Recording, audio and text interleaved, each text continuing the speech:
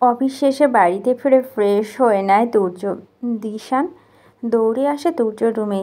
এদিকে তাহমিনা বেগমও যে তুর্যর জন্য মেয়ে খুঁজছে এটা বেমালুম ভুলে গিয়েছিল তুর্য। দিশানের মাধ্যমে জানতে পারে তাহমিনা বেগম আজ তুর্যের জন্য মেয়ে দেখতে গিয়েছিল। তুর্য আর সময় বিলম্ব না করে মায়ের রুমে যায়। তুর্যকে দেখে তাহমিনা বেগম বললে, তুই আসলি কেন বাবা? আমি তো যাচ্ছিলাম তোর কাছে। আগে আয়, খাবি? তোমার সাথে কথা আছে মা। আমারও তোর সাথে কথা আছে। আগে খেয়ে নে, তারপর বলছি। পরে খাবো। আচ্ছা। তিনি আলমারি ড্রয়ার থেকে কয়েকটা ছবি বের করে তুর্যর হাতে দিয়ে বলো, দেখতো মেয়েটা কি সুন্দর দেখতে। তোর পছন্দ হয় নাকি? তুর্য ছবিগুলো বিছানার উপর রাখে। তারপর তাহমিনা বেগম হাত ধরে বিছানায় বসান। তার হাত দুটো হাতের মুঠে নিয়ে বলো, তোমার আর আমার জন্য বউ খুঁজতে হবে না, আমি খুঁজে নিয়েছি। খুঁজে নিয়েছিস? কে মেয়ে? পরী। আমি পরীকে ভালোবাসি। ইভেন আমরা দুজন দুজনকে ভালোবাসি। আমি পরীকে বিয়ে করতে চাই মা। দুজো হাত থেকে নিজের হাতটা ছাড়িয়ে যেন তাহমিনা বেগম মুখটা গম্ভীর করে বলো, আমি আগেই বলেছিলাম ও মেয়েকে বাড়ির বউ করবো না আমি। মা প্লিজ, আগে কি হয়েছে না হয়েছে সেসব ভুলে যাও। তাছাড়া পরীর কোনো দোষ ছিল না। বিশ্বাস না হলে তিথিকে জিজ্ঞেস করো। জিজ্ঞেস করার কি আছে? ওই মেয়ে একটা বেয়াদব। পরীর কোনো বেয়াদবি করেনি মা, ও শুধু প্রতিবাদ করেছে। ওর সাফাই গাইছিস তুই? অবশ্য এখন তোর ওর গুণগান গাইবি। সত্যি মেনে নিতে আপত্তি কোথায়? সত্যি মিথ্যে তুই শেখাবি আমায়, তাও ওই দুধুনি মেয়েটার জন্য। মা প্লিজ, বোঝার চেষ্টা করো। আমি ভালোবাসি ওকে। আমার চেয়েও বেশি ভালোবাসিস ওকে? না মা, তুমি তোমার জায়গায় আর পরীর জায়গায়। তাহলে একটা কথা সাফ সাফ বলে দিচ্ছি, ওকে আমি এই বাড়ির বউ করব না। আমার চাওয়া পাওয়ার কোনো মূল্য নেই তোর কাছে। ওই মেয়ে ছাড়া তুই যা চাস আমি তাই দিব। তুর্য বসা থেকে উঠে দাঁড়ায়, মায়ের মুখোমুখি দাঁড়িয়ে বলে, আমার পরীকেই চাই। বিয়ে করতে হলে আমি পরীকেই করব। কথাটা বলে তুর্য নিজের রুমে চলে যায়। তুর্যকে ফোন হাতে নিয়ে দেখে পরী অনেকবার ফোন করেছে। এই সময়টা দুজনে কথা বলে। তারপর পরী পড়তে বসে। পরীকে এসব কথা জানাবে নাকি জানাবে না ভাবছে। পরীক্ষার সময় এসব কথা মন খারাপ করতে চায় না বলে কথাগুলো আর পরীকে বলল না, শুধু একটা টেক্সট করলো, এখন পড়তে বসো, পড়া শেষ হলে ডিনার করে ঘুমানোর আগে কল দিব। মেসেজটা পাঠিয়ে আবার টেক্সট করে, ভালোবাসি পরী, খুব ভালোবাসি। ইচ্ছে করছে শক্ত করে একবার জড়িয়ে ধরি তোমায়। নিচে আবার লিখে দেয়, ফোন করবে না একদম, এখন পড়া শেষ করো। তুর্যর মেসেজটা দেখে পরী মনে কেমন যেন কু ডাকছে। মনে হচ্ছে কিছু একটা হয়েছে, কিন্তু তুর্য না বলে জোর করে শোনা সম্ভব না। আবার দেখা যাচ্ছে এখন ফোন দিলে রিসিভ করবে না, তাই একটা টেক্সট করে, আমি ভীষণ ভালোবাসি তুর্য।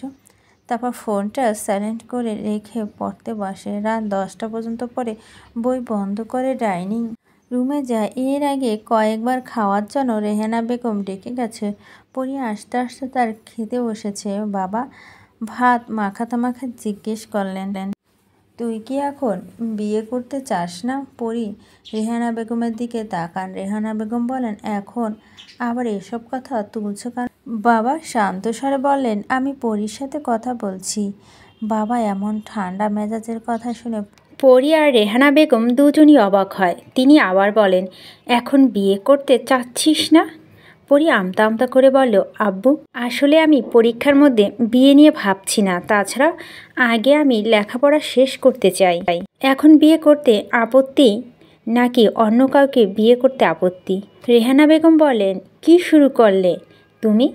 তিনি এবার ধমক দিয়ে বললেন, তোমায় চুপ থাকতে বলেছি না?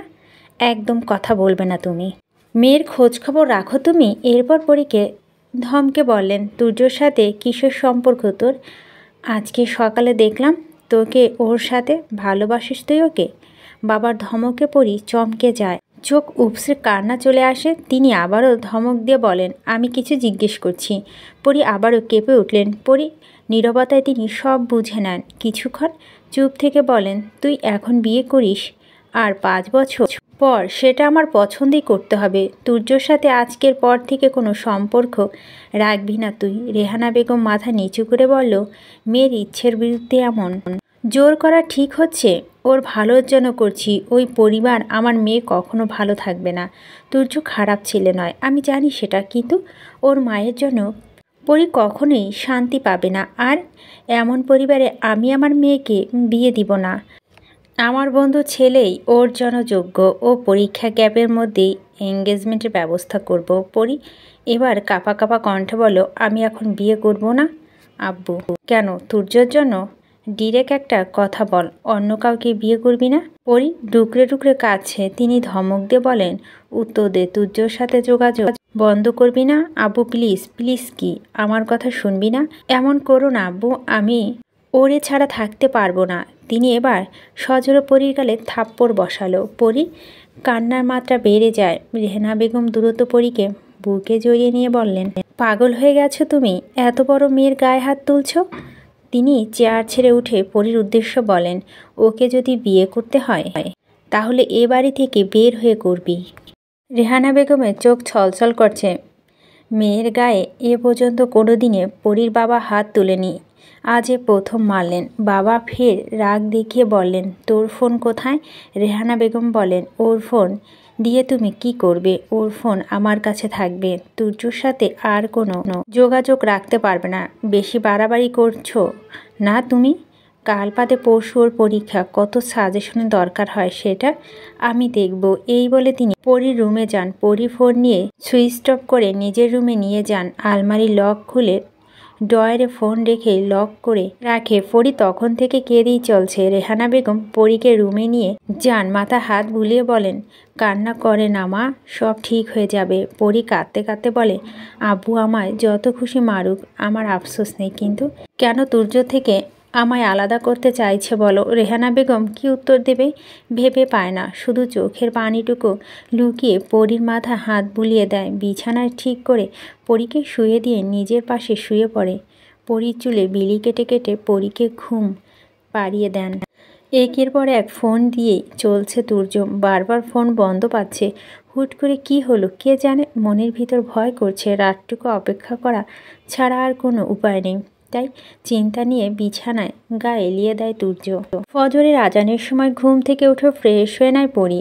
উজু করে নামাজ আদায় করে পড়ার টেবিলে বসে। বারবার তুর্য কথা মনে পড়ছে। নামাজ পড়া শেষ করে দুজনে কিছুক্ষণ কথা বললে প্রতিদিন, কিন্তু আজ সময়টা বিপরীত। কি করছে এখন তুর্য? নিশ্চয় চিন্তা করছে ফোন বন্ধ পেয়ে।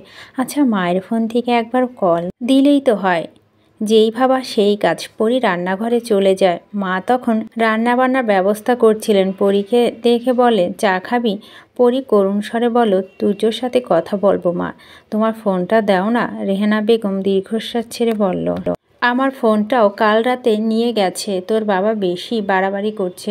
পরীর মনটা বিষণ্ণতায় ছেয়ে যায়। মন খারাপে লুকিয়ে বলে, উফ থাক, তুমি আব্বুর সাথে এসব নিয়ে তর্ক করো না। পরী চলে আসা ধরলে পিছন থেকে রেহানা বেগম ডাকলেন।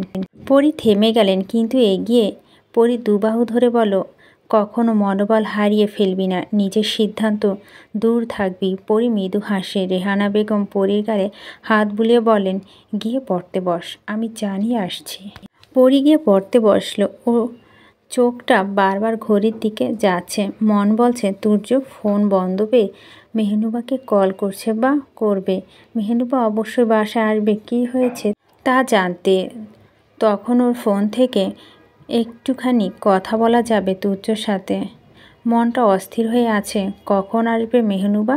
কিছুক্ষণ পর ব্যালকনিতে গিয়ে দাঁড়ায়। ভোরের আলো ফুটতেই সূর্যের মৃদু আলো ঘরের আনাচে কানাচে প্রবেশ করছে। পাখিরা কিচিরমিচির করতে করতে নীল আকাশে উড়ে বেড়াচ্ছে। প্রতিদিন এই দৃশ্যগুলো দেখে মন খুশিতে নেচে উঠলেও আনন্দ ছিটে ফোটা নেই আজ। মনে প্রতিটা কোণে আজ ভালোবাসা মানুষটি হারানোর ভয়। আচ্ছা, ভালোবাসার মানুষকে হারানোর ভয় এত প্রবল হয় কেন? মৃত্যুর যন্ত্রণার মতো হৃদয় বিধায়ক। অবশেষে সময় গড়িয়ে 9টা বাজে। পরীর মনের কথাই সত্যি। ওই তো কাঁধে ব্যাগ ঝুলে মেহনুবা আসছে। আব্বু তো 7টা বাজে অফিসে চলে গেছে। তুর্যর সাথে কথা বলতে কোনো সমস্যা নেই এখন। কলিং বেলের শব্দ বাজতেই পরি দৌড়ে যায় দরজা খুলতে। কাঙ্ক্ষিত মানুষটাকে দেখে জড়িয়ে ধরে। মেহনুবা ব্যস্ত হয়ে বলে, ঠিক আছিস তুই? মুহূর্তে পরির মুখে পানি পরিপূর্ণ হয়ে টলমল করছে। মেহু হাত ধরে টেনে রুমে নিয়ে যায়। ধরে আসা গলায় বলে, তোর ফোন কোথায়? এত অস্থির হচ্ছিস কেন? কি হয়েছে? তুর্যর সাথে কথা বলিয়ে দে আগে আমার প্লিজ। মেহনুবা আর কিছু জিজ্ঞেস না করে ব্যাগ থেকে ফোন বের করে পরির হাতে দেয়। পরি তুর্য নাম্বারে ডায়াল করে। তুর্য কল কেটে দিয়ে কল ব্যাক করে। পরি ফোন রিসিভ করতেই তুর্য বলে, হ্যালো। তুর্য কণ্ঠস্বর শোনার পর পরি চোখ থেকে পানি টপ টপ করে গাল বেয়ে পড়ছে। কান্নার শব্দ শুনে তুর্য বলে, পরি কাঁদছো কেন তুমি? কি হয়েছে? তোমার ফোন বন্ধ কেন? পরি তখনও কেঁদেই চলছে। ফুপিয়ে ফুপিয়ে রাতের সব ঘটনা খুলে বলে তুর্যকে। তুর্য তৎক্ষণাৎ পরির বাসায় আসতে চাইলেও পরি বারণ করে। হুটহাট করে কিছুই করা যাবে না, ভেবে চিনতে তারপর সিদ্ধান্ত নিতে হবে। তবে যাই হোক না কেন কেউ পরিবারের বিরুদ্ধে যাবে না।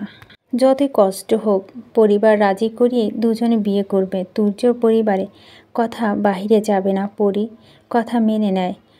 পরীক্ষা চলাকালীন দুজনের কথা বোধ হয় আর হবে না। আর হলো সেটা সুযোগ বুঝে। তুর্য অনেক কিছু বুঝিয়ে দিল পরীকে। কোনো রকম পাগলামি করতে বারণ করেছে। যেভাবেই হোক তাহমিনা বেগম ও পরির বাবাকে রাজি করাবে বলে আশ্বস্ত করেছে তুর্য। পরের দিন পরির প্রথম পরীক্ষা। বাবা মাকে সালাম করে পরীক্ষা দেওয়ার জন্য বাড়ি থেকে বের হয় পরি বাবার সাথে। কলেজ পর্যন্ত বাবা পৌঁছে দেয়। কলেজ থেকে পরীক্ষার কেন্দ্রে যাওয়ার জন্য কলেজের বাসের ব্যবস্থা করেছে। পরীকে বাসে উঠিয়ে দিয়ে বিভিন্ন পরামর্শ দিলেন এবং ঠান্ডা মাথায় পরীকে পরীক্ষা অংশগ্রহণ করতে বলেন।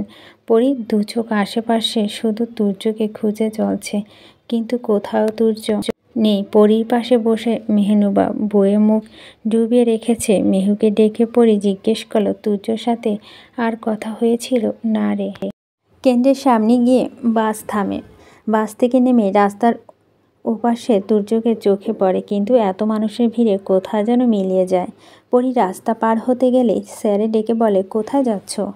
পরি একবার পিছনে তাকিয়ে বলে, আসছি স্যার, 2 মিনিট। পরি রাস্তা ওই পারে যেতে দেখতে পায় প্রান্তকে, সাথে তিথিও আছে। আশেপাশে তাকিয়ে তুর্যকে খুঁজতে দেখে প্রান্ত বলে, কাউকে খুঁজছো? পরি না তাকিয়ে উত্তর দেয়, ও কোথায়? কে? তুর্য? ও তো আসেনি। ও এসেছে, আমি দেখেছি। ভুল দেখেছো। কখনোই না, আমি শিওর ওটা তুর্য ছিল। কোথায় গেল? এই তো ম্যাম, আপনার পাশে। পরি চকিতে পাশে ফিরে তাকায়। তুর্য দাঁড়িয়ে আছে। খুশি আর উত্তেজনায় জড়িয়ে ধরতে গেল তুর্য থামিয়ে দিয়ে বলল, এই কি করছো? এটা পাবলিক প্লেস, কত মানুষ দেখছো। পরি আশেপাশে তাকিয়ে ফ্যাস ফ্যাস করে কেঁদে ফেলে। তুর্য হাত ধরে টেনে পাশে থাকা দোকানের আড়ালে টেনে নিয়ে যায় পরীকে শক্ত করে বুকে মধ্যে জড়িয়ে ধরে। এতে পরি কান্নার বেগ আরও বেড়ে যায়। তুর্য চোখের পানি মুছে নিয়ে বলে, কান্না থামাও প্লিজ। তোমার চোখের পানি সহ্য হয় না, আমার কষ্ট হয়। কন্তনরত অবস্থায় পরি বলে, আমি তোমাকে ছাড়া থাকতে পারবো না তুর্য। একটা দিন তোমায় দেখিনি, অথচ আমার কাছে মনে হচ্ছে 1 যুগ হয়ে গেছে। এই দূরত্ব আমি সহ্য করতে পারবো না। তুমি তো আমার কাছে বলতে পারছো, আমি কার কাছে বলি বলো তো? আমার যে কতটা কষ্ট হয় সেটা কিভাবে বোঝাবো? আমি কি করব বলো? এখন কিছু করতে হবে না, এখন শুধু মনোযোগ দিয়ে পড়ো আর পরীক্ষা দাও। আমি মেহনুবার কাছে একটা ফোন দিব, প্রাইভেট পড়তে যাবে, যখন তখন ওর কাছ থেকে নিয়ে নেবে, আর বাসায় ওটা লুকিয়ে রাখবে। যখন আব্বু থাকবে না বাসায় তখন ফোন দেবে, মনে থাকবে। এখন কান্না থামাও আর পরিবানো।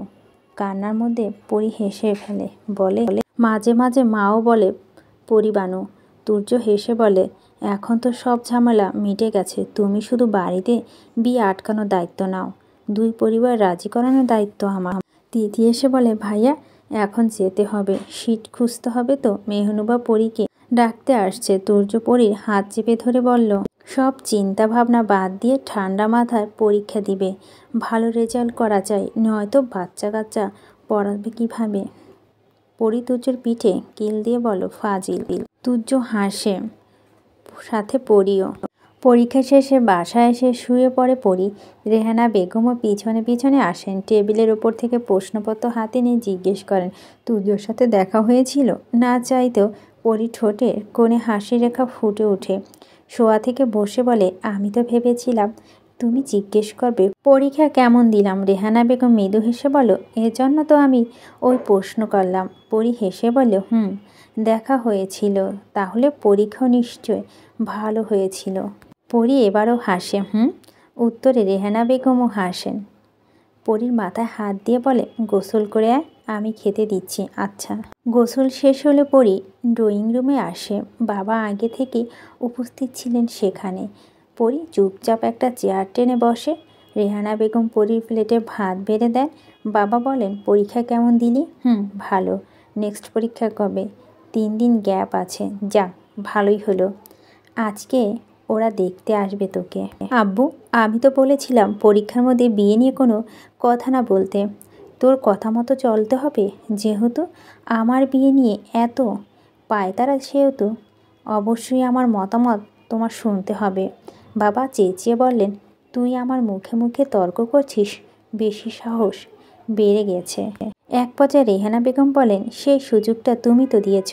তুর্যর সাথে যোগাযোগ করার সব রাস্তা তুমি বন্ধ করে দিয়েছ। ও তো কিছু বলেনি, তাহলে তুমি আবার কেন বিয়ের বিষয় নিয়ে পড়লে? আমি কি ওর খারাপ চাই? এটা কেমন ভালো আমায় একটু বলো তো। ও যার সাথে সুখী থাকবে তাকে মেনে নিতে তোমার আপত্তি কোথায়? আপত্তি কোথায় তুমি জানো না সেটা? তুর্যর মাকে নিয়ে তো। ওর মাকে নিয়ে তুমি কি করবে? ও থাকবে তুর্যর সাথে। তুর্য ঠিক থাকলেই তো হলো। কয়দিন ঠিক থাকবে বলে তুমি মনে করো? মায়ের কান পড়া পরে ঠিকই ঝামেলা করবে। তোমার সাথে আমি এসব নিয়ে আর কথা বলতে চাচ্ছি না। বলো না, শুধু শুনে রেখো, আজকে ছেলেপক্ষরা আসবে। পরি খাবার প্লেট হাত ধুয়ে বলো, আসুক, এসে খেয়ে দিয়ে তাদের চলে যেতে হবে। আমার মুখ দেখা তাদের হবে না। আমি যাব না তাদের সামনে। কথাগুলো বলে পরি নিজের রুমে চলে যায়। বিকেলে প্রাইভেটে যাওয়ার সময় মেহনুবার সাথে দেখা হয়। বাড়িতে হওয়া সব ঘটনা খুলে বলে, কিন্তু কোনো সমাধান খুঁজে পাচ্ছে না পরি বা মেহু। কথার মাঝে হুট করে মেহু বলে বসে, তোরা পালিয়ে গেলে কেমন হয় মেহু? কথার প্রেক্ষিতে পরি নাক মুখ ফুলিয়ে বলে, গাধার মতো কথা বলছিস কেন? আমার পরীক্ষা চলছে এখন। আমি কি এখনই পালাতে বলছি নাকি? পরীক্ষা শেষ হলে পালিয়ে যা। পারবো না রে, মুখটা মলিন করে বলল পরি। পরিবারকে বলার পরও যখন মানে না, তখন পালিয়ে গিয়ে বিয়ে করা উচিত। তাছাড়া এমনও তো নয় ছেলে খারাপ। সমস্যা তো শুধু ভাইয়ের মাকে নিয়ে। বাকি সব ঠিক, তবুও রাজি হচ্ছে না। পালানো ছাড়া আর কোনো উপায় কি? আমি হলে তো তাই করতাম। তিরিক্ষেত মেজাজে বলে মেহনুবা। পরি অসহায়ের মতো মুখ করে বলে, তুই যা বলিস তা হয়তো ঠিক, কিন্তু নিজের ভালোবাসার জন্য পরিবারকে কিভাবে কষ্ট দিই বলতো? বিশেষ করে মাকে। মাকে আমি কখনো কষ্ট দিতে পারবো না। আন্টি তো সব জানেই। তাহলে সমস্যা কি? পালিয়ে গেলে পরিবার মান সম্মান থাকবে? তাহলে তুই কি করবি আমায় বল। তোর বাবা ওই বন্ধুর ছেলেকে বিয়ে করবি? কখনোই না। আমি তুর্যকে ছাড়া কাউকে বিয়ে করব না। কিভাবে সম্ভব? পরিবার মানিয়ে আমি জানি না, তবে এইটুকু জানি পরিবার রাজি করিয়ে তুর্যকে বিয়ে করব। জানি না কি হবে, তবে আল্লাহ তোর সহায় হোক। প্রাইভেট পড়ার ফাঁকে মেহনুবার কাছ থেকে ফোনটা নিয়ে নেয় পরি। ফোনে নতুন সিমও তুলে দিয়েছে তুর্য। প্রাইভেট পড়া শেষ হলে ছাদে গিয়ে কল দেয় তুর্যকে। আজকে ছেলেপক্ষ দেখতে আসছে এটাও জানায়। তুর্য পরীকে আশ্বস্ত করে কিছু একটা করবে। কথা শেষ হলে ফোন বন্ধ করে ব্যাগে ভরে রাখে। বাড়িতে গিয়ে দেখে বিশাল আয়োজন চলছে। মোহাম্মদপুর থেকে পরীর 2 ফুপিকেও নিয়ে এসেছে বাবা। বেশিরভাগ কাজ বড় ফুপি, ছোট ফুপি আর ফুফাতো বোন করছে। মায়ের মুখটা শুকনো, হাতে হাত টুকিটাকি কাজ করে দিচ্ছে শুধু। পরি মায়ের উদ্দেশ্য বলে, তোমার মন খারাপ? শুকনো ঠোঁটে হাসি ফুটিয়ে রেহানা বেগম বলে, না রে, কিছু খাবি তুই? না বলে পরি নিজের রুমে চলে যায়। পরির আসার কথা শুনে ছোট ফুফাতো বোন দৌড়ে আসে পরীকে জানায় বাবা মায়ের মধ্যে কথা কাটাকাটি হয়েছে বেশ। পুরো ঘটনা জানার জন্য বড় ফুফাতো বোনকে নিজের রুমে নিয়ে আসে পরি। ছেলে দেখতে আসার রেশ ধরেই বাবার সাথে মায়ের ভীষণ কথা কাটাকাটি হয়েছে জানায় বড় বোন। শুধু তাই নয়, এটাও জানায় বাবা বলেছে তারা আজই আকত করে যাবে। সব শুনে পরির মাথা ধরে আছে। বড় বোন চলে যাওয়ার প্রায় কিছুক্ষণ পর মা রুমে আসে। পরি দুগালে হাত রেখে বলে, তুর্যকে চাস? মায়ের হাতের ওপর হাত রেখে পরি বলে, হঠাৎ এমন কেন বলছো মা? আপু বলো তারা নাকি আজই আকত করবে। ঠিক শুনেছি? আমি বলছি শোন, তুর্যকে চাইলে তুর্যর হাত ধরে চলে যা। এসব কি বলছো তুমি? এছাড়া আর কি করবি তুই? তোর বাবাকে তুই চিনিস না। ওনার রাগ বজায় রাখার জন্য উনি সব করতে পারেন।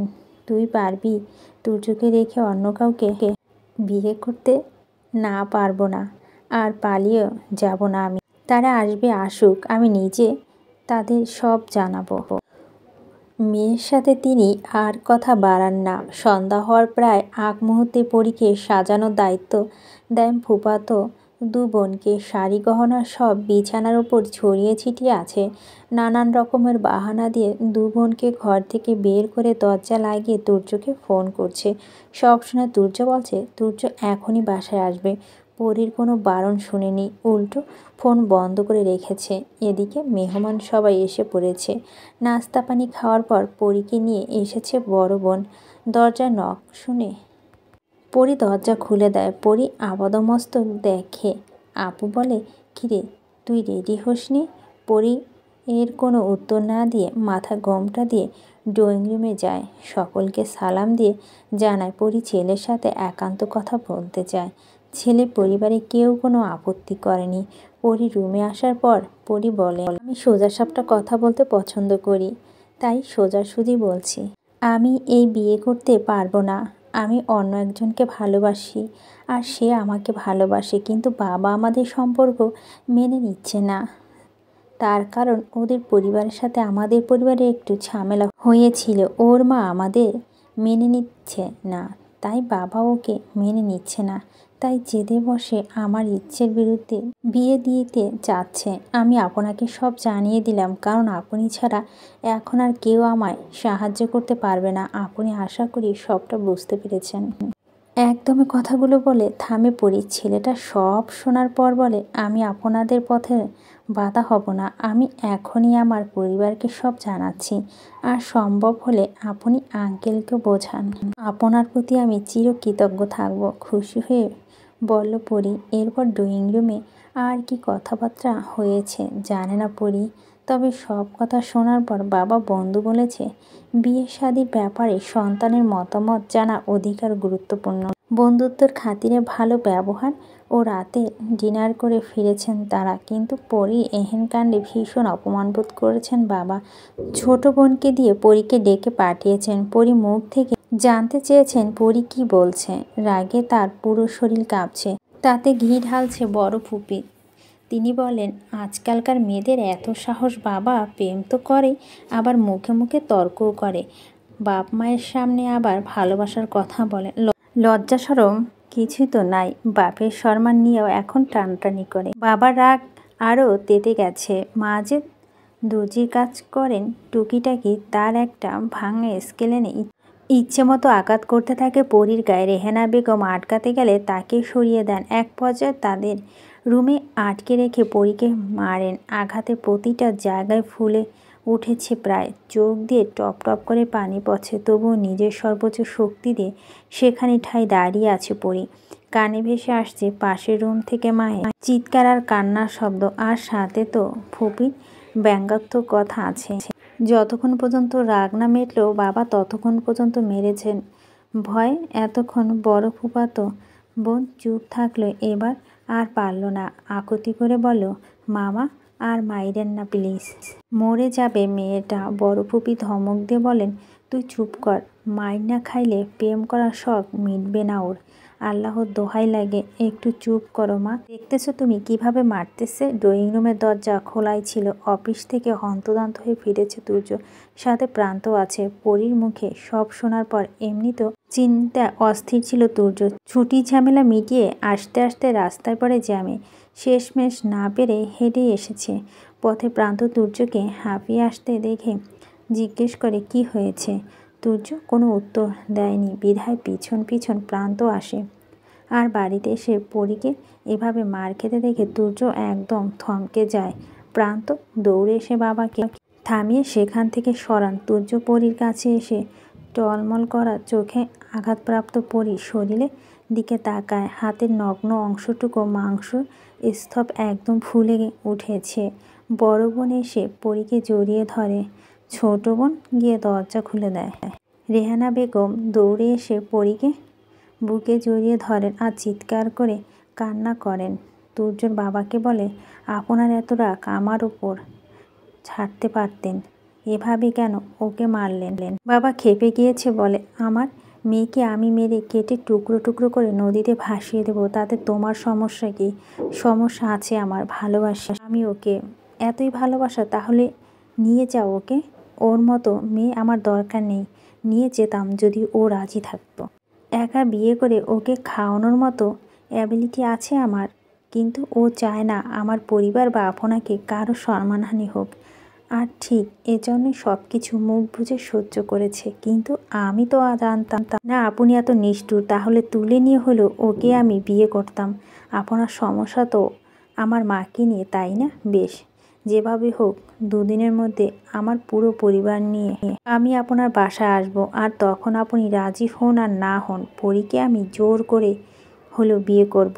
আমি চাই আমার ভালোবাসাকে সসম্মানে নিয়ে যেতে। আপনি নিজের হাতে ওকে আমার হাতে তুলে দেবেন। বড় ফুপি চেঁচিয়ে বলো, কে এই ছেলে? ওর লগে প্রেম করে নাকি? ওই পোলা? সবই তো শুনছি তোমাদের ব্যাপারে। তোমার মা রাজি হইবনি, আগে গিয়া নিজের মায়েরে রাজি করাও। সেই চিন্তা আপনার করা লাগবো না আন্টি, আমি আমার কথা রাখবো। রেহানা বেগম পরীকে নিয়ে সোফায় বসে কাঁদছেন। তুর্য সেদিকে এগিয়ে গিয়ে পরীর পাঁচ কোলে নিয়ে মায়ের উদ্দেশ্যে বলে, আমার সাথে আসুন আন্টি, ডাক্তারের কাছে নিয়ে যেতে হবে ওকে। বাবার সামনে দিয়েই পরীকে কোলে করে সদর দরজা দিয়ে বের হয়ে যায় তুর্য।